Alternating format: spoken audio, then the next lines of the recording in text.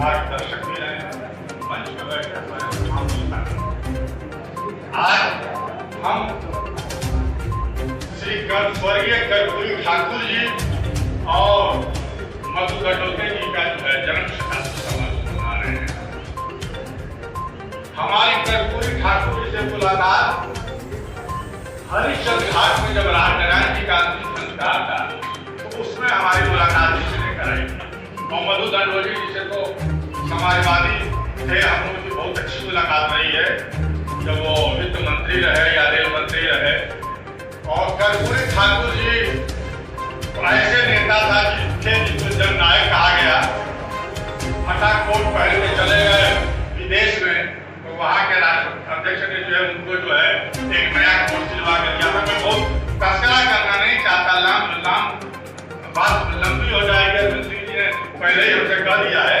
तो मैं कहना चाहता हूँ कि हम सबसे पहले बिहार सरकार को सलाम करते हैं, धन्यवाद देते हैं कि बिहार सरकार ने सबसे पहले जातिगत जनगणना कराई, उसके आंकड़े जारी किए। तमाम सांप्रदायिक ताकतें और मनुवादी ताकतों ने इसका विरोध किया कोर्ट में जाकर के, हाई कोर्ट से लेकर सुप्रीम कोर्ट तक, लेकिन वो कामयाब रहे। इसलिए हम बिहार के समाजवादियों को, समाजवादी नेताओं को, नीतीश कुमार लालू यादव जी को धन्यवाद देते हैं कि आपने जनगणना कराई, उसको लागू किया। और जातिगत जनगणना एक राष्ट्रीय मुद्दा है, ये किसी जात के लिए नहीं है बल्कि राष्ट्र के निर्माण का मुद्दा है। हमको याद है 2010 में माननीय मुलायम सिंह जी ने पार्लियामेंट में कहा था कि जाति समाज की एक गंदगी है, इसको ढकने से काम नहीं चलेगा, इसको कबूल करना होगा और उस मैल को धुलना होगा।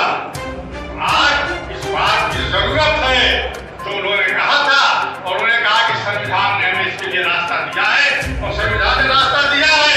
हमने तो सुना है लखनऊ में कि भारत कृषि प्रधान देश है, भारत गांव प्रधान देश है, लेकिन ये सच्चाई है, ये हकीकत है कि भारत एक जाति प्रधान देश है।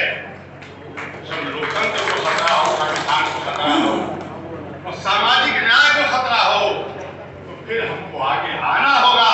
हमें याद है मंडल कमीशन की रिपोर्ट वीपी सिंह ने लागू की थी, बड़ा विरोध हुआ था और हम समर्थन में थे। हमने शीर्ष आंदोलन निकाला, जुलूस निकाला तो पथराव हुआ।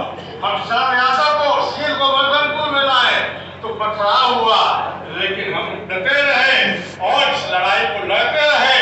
और वीपी सिंह के सब बहादुर आदमी जिसने मंडल कमीशन की रिपोर्ट को लागू किया, हम उनको नमन करते हैं, हम उनको श्रद्धांजलि देते हैं कि वीपी सिंह ने इस कमीशन की रिपोर्ट को लागू किया।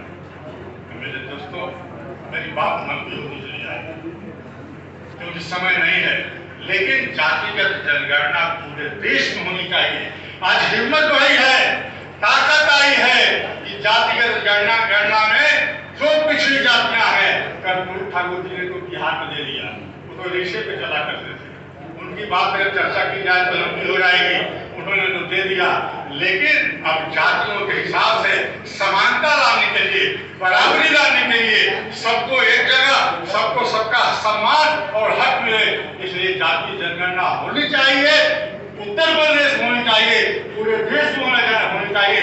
जहाँ जहाँ ओडिशा की सरकार है वहाँ पे भी होनी चाहिए, जहाँ जहाँ इंडिया की सरकार है वहाँ पे भी होनी चाहिए।